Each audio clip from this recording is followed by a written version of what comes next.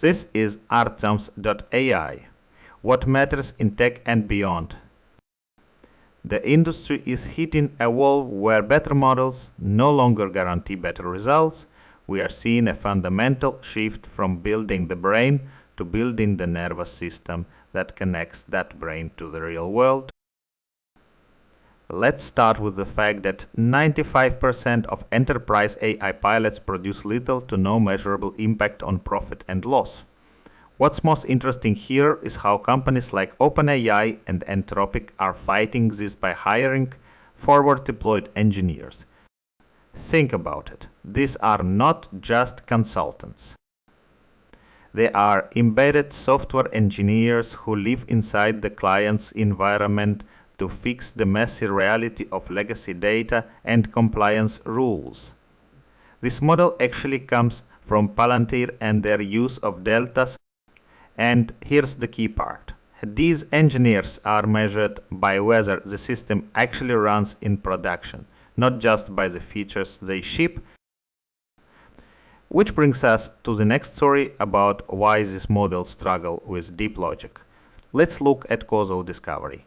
Most LLMs are essentially causal parrots that memorize correlations rather than understanding cause and effect. What's most interesting here is the Kernel Obstruction Theorem. It proves that standard training methods like SFT or in-context learning simply cannot separate similar causal graphs. What does this mean in practice? Instead of asking the model for the answer, the model acts as a binary oracle while an external Baker loop makes the final decision.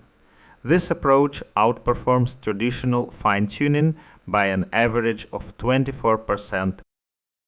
But AI is not just about digital logic. It is moving into the physical world.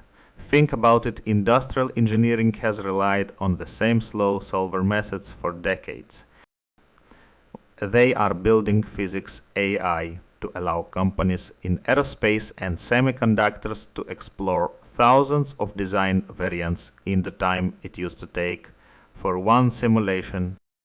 And here's the key part.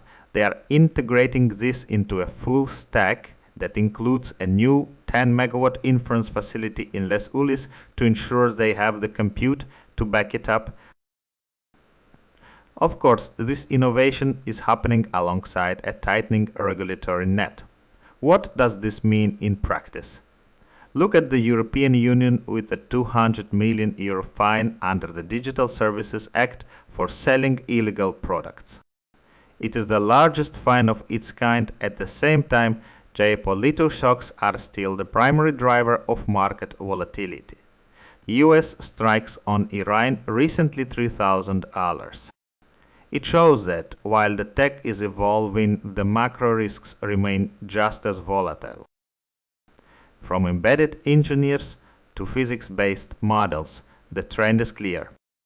We are moving past the era of the chat box and into the era of autonomous agents that can actually operate in complex physical and regulated environments. This was the Artems.ai. Agent tuning tomorrow.